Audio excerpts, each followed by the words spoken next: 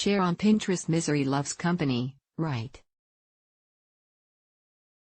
You've probably experienced the truth behind this saying firsthand by seeking out sad music when feeling down or venting to loved ones when angry or upset. Things can work the other way, too.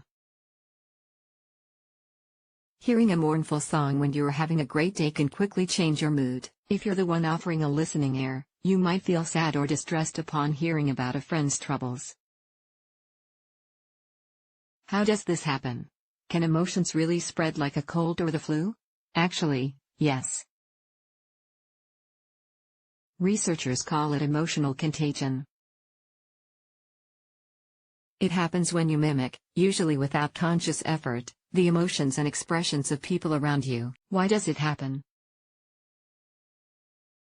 Emerging neuroscience trusted source offers one possible explanation for this phenomenon: the mirror neuron system. The concept of mirror neurons originated when researchers studying the brains of macaque monkeys discovered that certain neurons started firing when the monkeys did something and when they watched other monkeys do the same thing.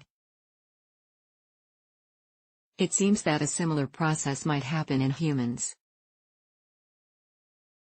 Some experts believe that the mirror neuron system extends beyond physical actions and might explain how we experience empathy for others. How does it happen?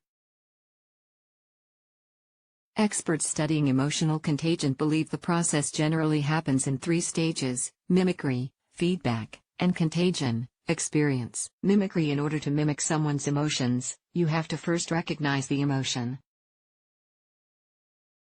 Emotional cues are often subtle, so you likely aren't always conscious of this realization.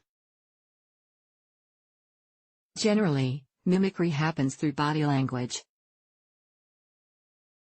When talking to a friend, for example, you might begin unconsciously copying their pose, gestures, or facial expressions. If you began the conversation with some anxiety or distress, but if your friend's face seems relaxed and open, your own expression may relax as well. Mimicry can help you relate to others by understanding their experience, so it's a key aspect of social interaction. But it's just one part of the process of emotional contagion. Feedback: by mimicking an emotion, you begin to experience it. In the example above, your relaxed facial expression might help you feel calmer. Drive.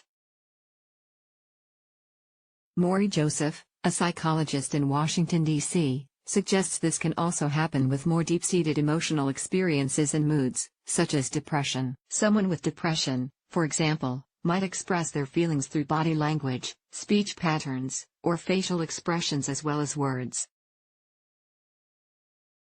This can induce a similar emotional reaction in people who have more vulnerability to these cues, he explains. Contagion: mimicking an emotion typically evokes that emotion in you, and it then becomes part of your own experience. You begin to express it or relate it to others in the same way, and the process of contagion is complete. Tips for staying positive: emotional contagion isn't always a bad thing. Who doesn't want to spread happiness? But there's also a downside: negative emotions can spread just as easily. Nobody is invulnerable to emotional contagion, Joseph says. But it is possible to observe negative emotions and support people around you without catching a case of their blues. Here's how. Surround yourself with things that make you happy. You're less likely to succumb to someone else's bad mood if you keep your surrounding environment full of things that bring you joy. If you tend to come across a lot of negativity at work, make your office or desk a happy place for yourself. Here are a few ideas. Bring in plants or even fish. Trusted source, if your workplace allows it. Put up photos of your pet, partner, children, or friends at your workspace. Use headphones to listen to your favorite podcasts or music while you work. Even if you begin feeling like you're coming down with a bad case of negativity, your surroundings may help you feel better. Offer positivity. If you don't want another person's negativity to affect you, try turning the tables by smiling and trying to keep your voice cheerful. If you're already starting to feel the effects of someone's bad move, you might feel less like smiling, but it can help to give it a try. Smiling may help you feel more positive, but the other person might also mimic your body language and catch your mood instead, making it a win-win situation.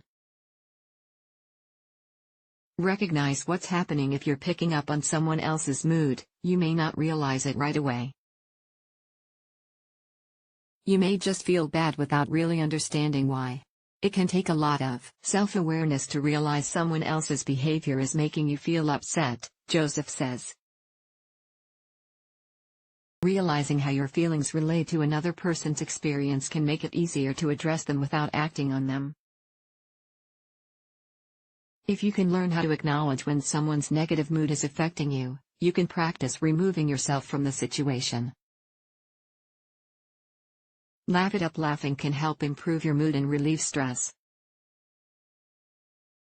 It can also spread to people around you. When you feel negativity creeping in, share a funny video, tell a good joke, or enjoy your favorite sitcom for a boost of positivity. Don't take it personally. Emotional contagion relates to empathy. If someone you care about is having a hard time emotionally, you may respond by unconsciously absorbing their experience and connecting with them that way. This is just part of being human. Try to keep in mind that you aren't responsible for their feelings, so you may not be able to help. They are sharing their experience in the only way they know. This can be particularly tough if a loved one is dealing with a chronic mental health condition, such as depression. You can't be of much help to them if you're not feeling well, either. It's also never a bad idea to encourage them to talk to a therapist. You could also consider seeking support for yourself, as many therapists work with partners and family members of people living with mental health issues. The bottom line: people can't always put into words how they feel, but they can usually give a general idea through their body language and other subtle cues. The downside to this is that negative emotions can spread, especially through workplace environments and social media. You can't get a shot to prevent emotional contagion, but you can keep it from bringing you down. Crystal Rapole has previously worked as a writer and editor for Good Therapy. Her fields of interest include Asian languages and literature, Japanese translation, cooking, natural sciences, sex positivity, and mental health. In particular, she's committed to helping decrease stigma around mental health issues.